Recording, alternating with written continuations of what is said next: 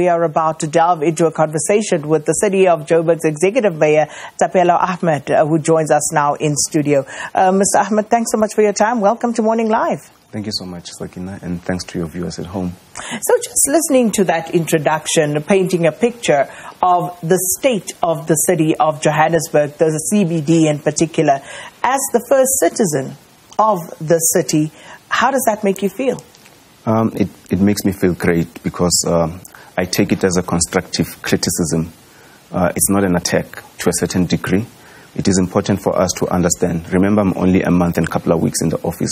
So it doesn't take a rocket science for us to understand the dynamics. The first tour and oversight that I did, it was in Region F, which is F1, the inner city.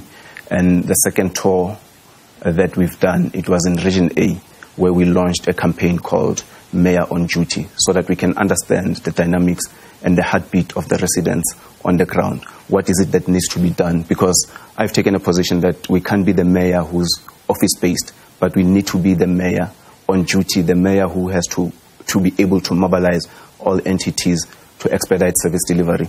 So the inner city, of course, yes, it's decaying, but there's also appetite from a private sector, because remember, if you were to listen to our first speech, we also invited stakeholders of the city, where we said public sector must come on board, faith-based organizations must come on board, the residents at large must come on board. So as a city and government, we can do this much, but we also need the communities themselves to take pride of their city.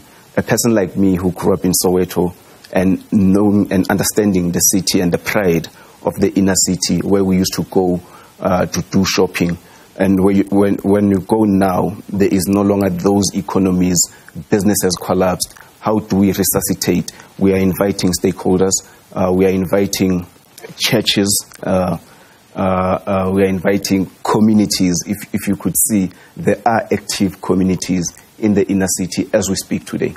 But what is what was your observation in terms of what you saw, firstly, and secondly, you spoke about just getting a pulse, a sense of the heartbeat of those who live, work, and do business in the city. What did they say to you? Are they happy about what's going on there? Look, they're not happy. Of course, they're not happy. From our end, we need to say, give us some time, just be patient. The city itself, it's reshaping. Politics in the city of Johannesburg are reimagining. The city is going to a right direction where we are right now. Remember, as the city of Johannesburg, we are a city that is accommodative of immigrants. We have a population of about 6-point-something million people who are in the city as we speak, and we still have people who are coming from other regions or other parts of the world or other regions of the country where everyone wants to come here to fend for themselves. Because remember, a city of a world-class African city, the city of Johannesburg, it is the city that which is not only the economic hub of the country, but it is Africa at large. So yes, there is an upset from the communities. Yes, there is stench that is stinking in the inner city. Yes, of course, there is a high volume of litter in the inner city. But when we inherited the city, you must know that there were vast areas of service delivery that we need to prioritize on. Right. And you see, it is this, when we inherited, and every administration comes in to talk about what they have inherited. But the reality is, all of you, even if the mayors change, have been part of that council.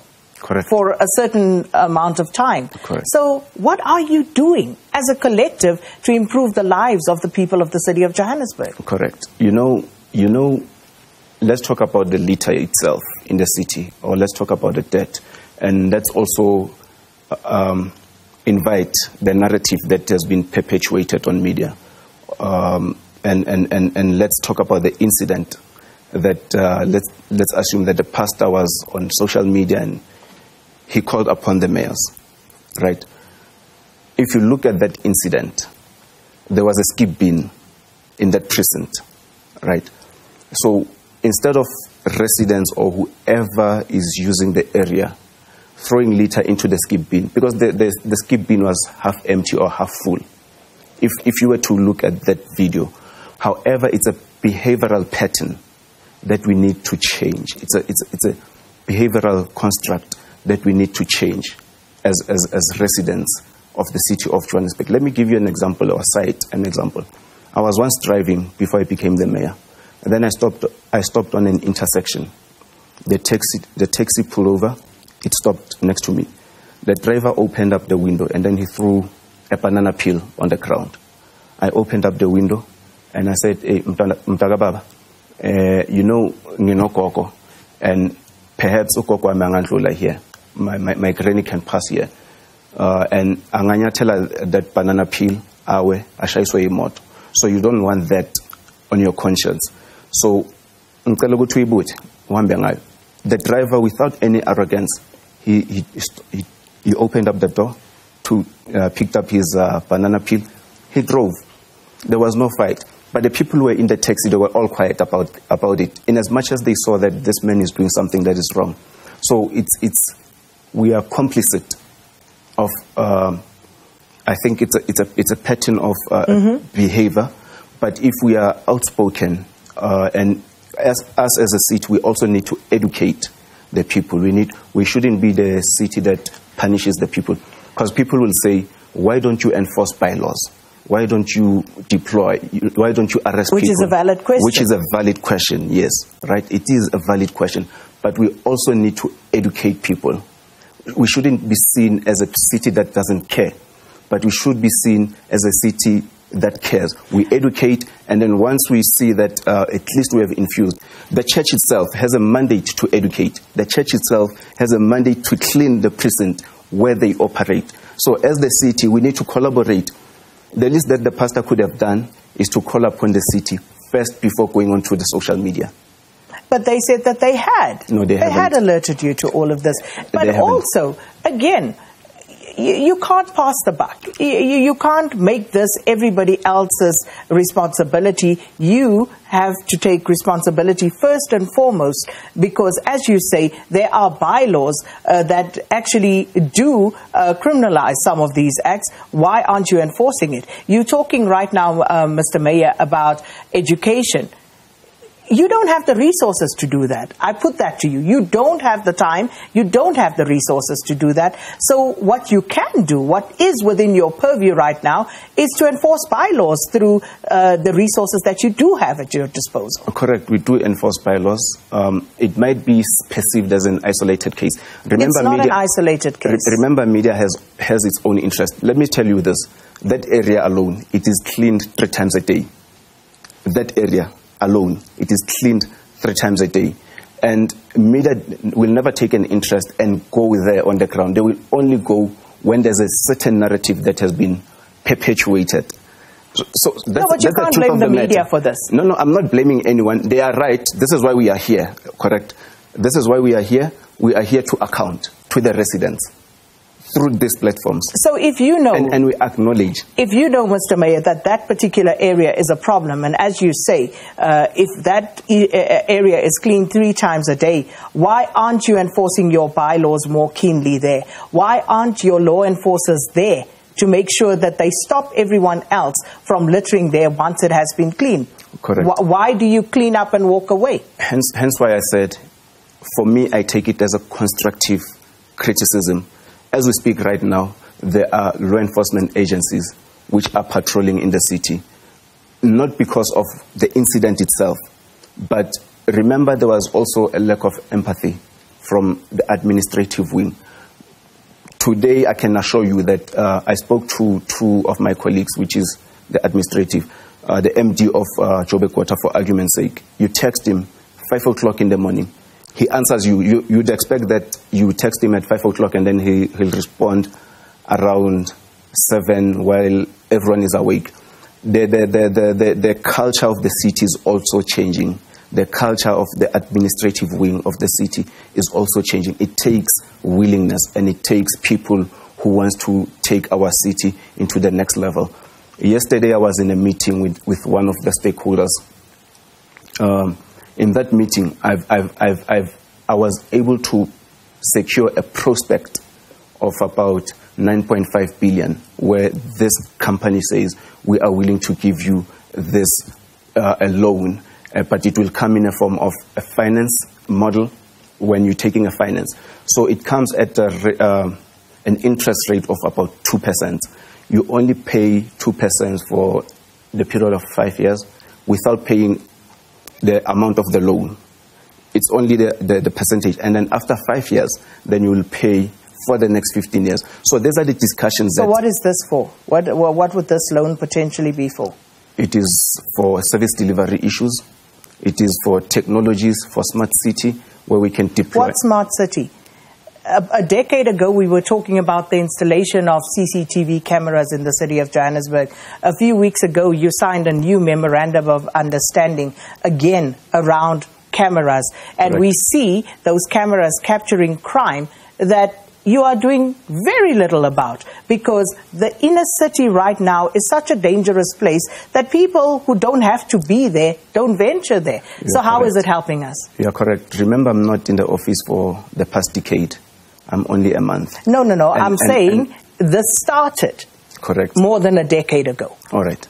You have belatedly, about 2-3 weeks ago, Correct. signed a new memorandum of understanding. Correct. And yet we don't see the return on investment. There is. Where? There is in the city. Where, Mr. Mayor? How many people have you convicted as a result of the installation of that technology? There is a few of them. What is a few? I'm telling you, there is a few of them. I can't give you the number from the top of my head. There is a few of them. We have the various programs which are also successful, and part of those programs, I was there on the ground. Talk to me about the successful programs, because I was also there the on the ground. people of Johannesburg fear walking on the streets of the CBD. So which successful programs do you have? Let me tell you a story. I think 3 days ago, we've launched a campaign on the Easter holiday of JMPD. That campaign was from JMPD. I was on that roadblock, right? We were deploying those mechanisms. I personally was fortunate to stop Which mechanisms now? I'm just You're talking about technology. You're talking about camera. Yes. So just remember tell us exactly where in terms of the story that you're relating. That one. Yeah. It was in Kramerville. Mm-hmm. Yeah. But we're talking about the CBD and what's happening in the CBD. I'm representing the city of Johannesburg. Yes, but I'm talking about a specific area in the city of Johannesburg. Correct. Which is the CBD. Correct. I was in Newville last week in a roadblock. Yes. Where we successfully arrested. I was there, personally. Okay, so you arrested people based on what you found at the roadblock? We used cameras. Some of the cameras that you are making reference to, they were used in that roadblock. So how many people have you, in the last month, since you've taken office and you've been on the ground, operational at some of these things, how many people have you arrested? In that roadblock alone, in 3 days, in a 3-day operation, we were able to arrest about 502. How many cameras are there in the city of Johannesburg? I wouldn't tell you tentatively how many cameras are there in the city of Johannesburg, because some of the cameras, they belong to the private sector. Some of the cameras, they belong to business that is in the inner city. And we are just... I'm talking about the ones that belong to the city, the ones that you have control over as the city of Johannesburg. I don't have that number. So that memorandum of understanding that you entered into with the private sector a few weeks ago, how many cameras are you talking about there? The memorandum of understanding that you are making reference to, it was the JMPD street cameras. How many cameras? I don't have it from the top of my head. All right, what we'll do is we'll leave it there. But I think, Mr. Mayor, you can see that there is a huge problem. There's a serious problem with not just the grime that brought you here, unfortunately, in the city, but also the crime and many other issues. But I'm hoping that we will have opportunity for further engagement. We will definitely. Right.